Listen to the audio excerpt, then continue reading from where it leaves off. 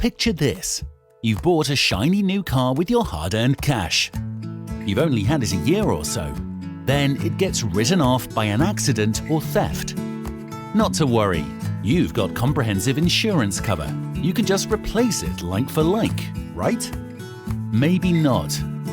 With comprehensive motor insurance, if your car is a total loss, your insurance company may only pay out the current market value of the vehicle, which is likely to be less than what you paid for it, or could even be less than any outstanding finance you may have left on it.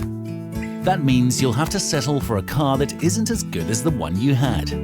That is, of course, only if you don't have asset protection insurance.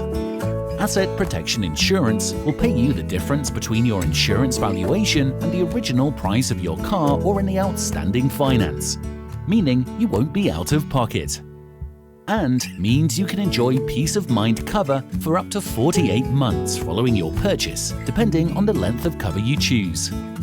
For more information, get in touch with one of our dedicated business managers at your nearest dealership today. All drivers must have comprehensive motor insurance cover. Vehicles used for taxi or hire and reward are excluded. Terms and conditions apply.